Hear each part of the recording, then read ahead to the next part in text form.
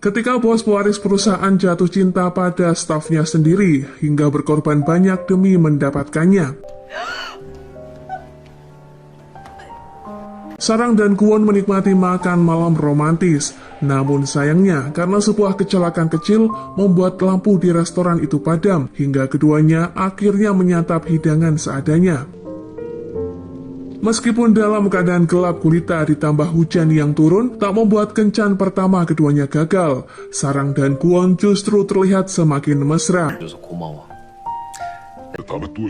Berpindah pada Dael yang berhasil mencapai target penjualan tokonya karena menjelang toko tutup, ada sepasang kekasih yang membeli barang branded. Bersama timnya, Dael sangat gembira mengingat janji liburan yang kepala pengawas toko ucapkan beberapa waktu lalu. Sementara itu, di lain tempat, Yonghwa sedang mempersiapkan pesta kenaikan pangkat bersama kedua teman dan juga Roun. Mereka yakin keberhasilan timnya tak lepas dari penjualan produk yang Yonghwa lakukan beberapa pekan terakhir. Beberapa lama kemudian, kepala tim pramugari datang memberikan hadiah pada Yonghwa sebagai bentuk apresiasi atas kerja kerasnya. Namun sayangnya, wanita yang sebelumnya berjanji akan membantu Yonghwa naik pangkat justru menyebut pramugari lainlah yang berhak mendapatkannya. Hal itu sontak membuat Yonghwa dan teman-temannya terkejut karena mereka telah menyiapkan kue yang dibuat khusus dengan nama Yonghwa. Meskipun kecewa berat, namun Yonghwa tetap menahan diri di saat teman-temannya berkaraoke seolah tak peduli dengan perasaannya. Dalam keadaan mabuk, seorang pramugari yang baru saja naik pangkat berkata jika Yonghwa tak perlu menutupi kesedihan dan rasa iri terhadapnya, karena hal itu justru akan membuatnya terlihat lebih menyedihkan. Tak ingin tersulut emosi, Yonghwa memilih untuk pergi dari ruangan karaoke. Melihat Yonghwa sangat butuh dukungan, Roun menghampirinya dan memberinya mantel karena cuaca yang mulai dingin. Bagi Roun tak perlu memikirkan pangkat selama Yonghwa dan dirinya masih bisa terbang dengan menyenangkan, serta memberikan kenyamanan dan keamanan bagi para penumpang. Ucapan dan genggaman tangan Roun di malam itu cukup mengobati kekecewaan yang dirasakan Yonghwa hingga gadis itu kembali tersenyum. Keesokan harinya, Kwon memulai pagi dengan penuh semangat. Ia bahkan menggunakan banyak parfum layaknya orang kasmaran. Sengaja hari itu, ia berjalan kaki menuju King Hotel karena suasana hatinya yang sedang baik. Ditambah lagi lokasi kediamannya yang memang tak jauh dari Hotel King.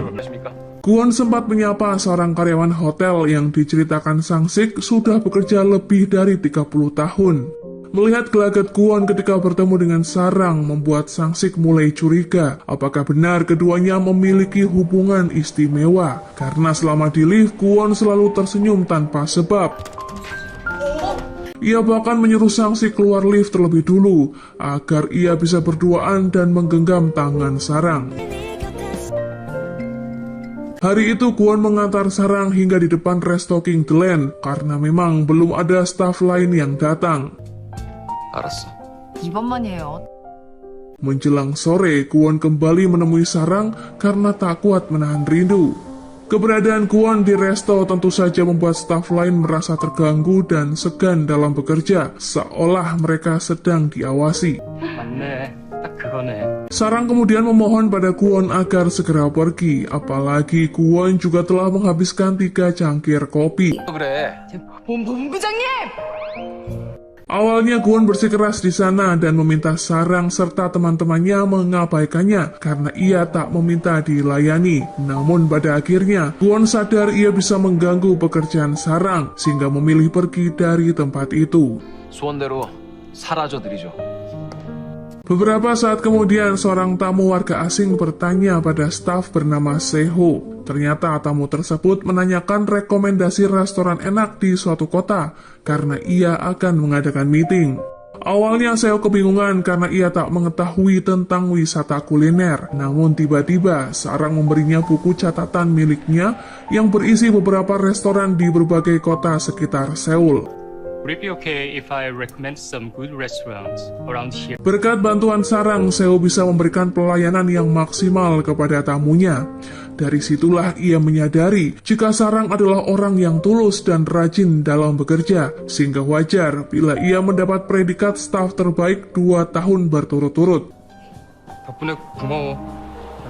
Berpindah pada Guan yang mengadakan rapat bersama Tuan Gu dan Nyonya Huaran, serta beberapa direksi. Mereka rupanya membahas mengenai persiapan 100 tahun berdirinya King Group. Nyonya Huaran menanyakan apakah rencana Guan dalam acara besar itu, karena sampai saat ini ia belum mendengar laporan apapun. Padahal seharusnya Guan sudah harus mengundang para politikus. 그럼 뭘 하고 있는데? 단순한 행사가 아니잖아. Khawatir Guan tak bisa mempersiapkannya seorang diri, Tuanku menyarankan agar Guan meminta bantuan kakaknya. Terlebih Nyonya Huaran memiliki jaringan yang lebih luas dengan orang penting. 제가 움직여야 하는 일이나? Namun Guan meyakinkan ayahnya jika ini semua adalah wewenangnya sebagai manajer King The Land, sehingga bisa mengerjakannya seorang diri. 저 믿고 맡기셨잖아요. Ia juga meminta tanggung jawab King Hotel diserahkan kepadanya. Mendengar ucapan tersebut, Tuanku sama sekali tak keberatan, karena Nyonya Huaran sudah memegang bisnis maskapai dan lainnya. Namun dengan syarat, Guan harus menunjukkan kinerjanya terlebih dulu dalam acara yang akan ia siapkan. 준비하고 있습니다. 구체적으로 뭘 하고 있는데? 단순한 행... Seusai rapat, Guan kembali menemui Sarang yang sibuk membersihkan meja restoran. Sarang menyadari jika ia mungkin terlalu menjaga jarak yang menyebabkan Guan kesal. 아예 삐지지 마요. Berniat memeluk Guan dari belakang, namun Sarang justru mengagetkan Guan sehingga terkesan pria itu tak suka dipeluk. 저 좀 보시죠.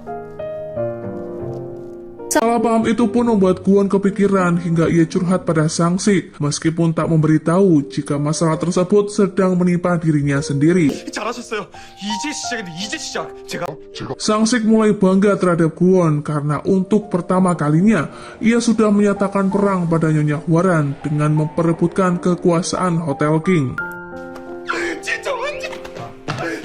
Keberanian Guan yang meminta tanggung jawab King Hotel pada ayahnya membuat seorang direktur bernama Choi mulai was-was. Ia mengingatkan Nyonya Huaran agar tak lupa dengan senjata Guan yang paling kuat, yakni tentang Guan yang seorang pria, sehingga besar kemungkinan ia menjadi pewaris tunggal dalam status keluarga. 이대로 가다가는 본부장한테 다 뺏기겠습니다. Nyonya Huaran sepertinya merencanakan sesuatu dalam acara peringatan yang berhubungan dengan tamu undangan, tentunya agar Guan tak bisa berkutik. 일 생각이십니까? 누가 누굴 도와줘요? Saat akan pulang, Guan melihat toko bunga di pinggir jalan yang seketika mengingatkannya pada nenek Sarang. Sore itu pun Guan menuju ke kedai milik sang nenek karena akan memberinya kejutan. Ternyata saat itu nenek Sarang dalam bahaya karena ia nyaris terjatuh ketika sedang mengganti lampu. Khawatir ada kesehatan yang terganggu, Guan membawa sang nenek ke dokter. Ternyata dari hasil pemeriksaan, kedua lutut nenek Cha mengalami keropos tulang sehingga butuh suntikan vitamin. Bagi nenek Cha, itu terlalu berlebihan karena nyeri lutut merupakan hal yang wajar di usianya yang mulai senja. Berkat pemahaman yang Guan berikan, akhirnya nenek Cha bersedia untuk dirawat sampai ia mendapatkan terapi yang dibutuhkan. Nenek Cha kemudian bertanya alasan Guan yang tiba-tiba datang ke kedai miliknya. Nenek Cha langsung mengira jika Guan sedang ada masalah dengan Sarang. Sedikit ia menasihati Guan dalam urusan percintaan, hingga akhirnya Sarang datang menjenguk. Dalam membina hubungan, kejujuran adalah hal yang paling penting agar pasangan mengetahui apa yang mereka sukai dan apa yang dibencinya. 자존심 부리지 말고. Terlihat Sarang sangat takut kehilangan sang nenek dan memintanya berhenti mengelola kedai. Terlebih penghasilan Sarang cukup untuk biaya hidup. Selagi nenek dirawat, Guan berjanji akan membantu mengelola kedainya. 이제 돈 버니까 할머니 일 좀 그만하라고 했잖아. Di malam yang sudah larut, Guan mengantar Sarang ke kedai. Keduanya berniat untuk membersihkan tempat tersebut karena tadi ditutup begitu saja. Namun ketika Guan akan mengganti lampu dan berniat mematikan aliran listrik, Tiba-tiba terjadi konsleting listrik yang membuat seluruh ruangan gelap gulita. Sempat terjadi adegan berpelukan di antara keduanya, hingga Kwon ingin mencium Sarang. Namun Sarang mencegah hal itu terjadi dan meminta Kwon agar diam di tempat sampai ia mencari senter.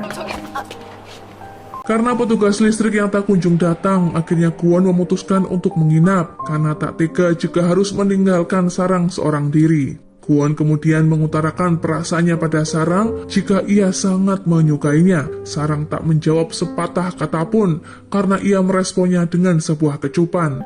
정말 많이 좋아해. Dengan alas tidur sederhana di kamar sang nenek, Sarang menyiapkan Kwon untuk beristirahat. Awalnya Sarang mengatur posisi keduanya agar tidak tidur berdekatan, khawatir terjadi hal di luar batas. Namun Kwon sengaja menarik selimut Sarang hingga ia tak bisa mengelak. Keesokan harinya, Kwon terbangun lebih dulu dan sibuk memandangi wajah Sarang sembari menunggunya membuka mata. Saat sedang mencium kening Sarang, betapa terkejutnya Kwon karena Nenek Cha pulang dari rumah sakit. Melihat Kwon berduaan dengan cucunya hingga tidur bersama, membuat sang nenek marah besar dan mengira Kwon berbuat kurang ajar. Keduanya lalu menjelaskan apa yang sebenarnya terjadi. Sementara Sarang membuka kedai, neneknya mengajak Kwon untuk mencari udara segar di pasar sekitar.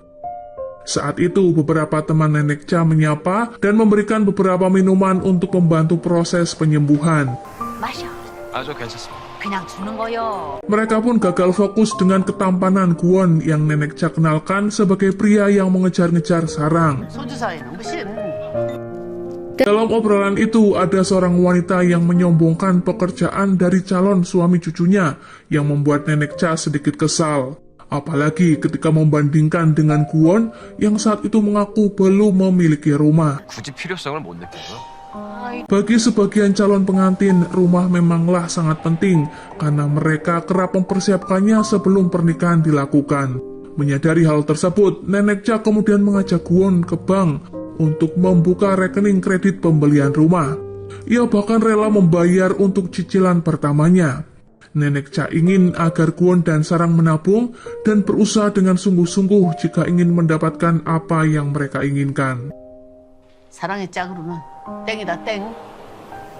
Nenek Cha juga berpesan agar Kwon menggali lebih banyak bagaimana karakter Sarang, misalnya tentang masa kecilnya dan makanan yang ia sukai, sebelum berujar jika ia sangat menyukai Sarang dan semua yang melekat pada kehidupannya. 그냥 다 좋아요. Beberapa jam neneknya pergi bersama Kwon membuat Sarang kepikiran kemanakah keduanya pergi. Menyadari ketulusan Nenek Cha, Kwon yakin jika hubungannya dengan Sarang akan mendapatkan restu. 드디어 저 허락하시는 거예요? Malam harinya Nenek Cha menyiapkan berbagai menu untuk mereka. Meski selalu menyangkal telah memberi restu, namun dilihat dari sikap sang nenek, Sarang pun lega karena Kwon adalah satu-satunya pria yang diperlakukan baik oleh sang nenek. 뭐야? 무슨 잔칫날이야? Setelah menyantap makan malam, Kwon dan Sarang berpamitan karena harus kembali ke Seoul. Singkat cerita, Sarang dan Kwon tiba di kos Sarang. Keduanya dikejutkan dengan kedatangan Dael dan Hyunghwa.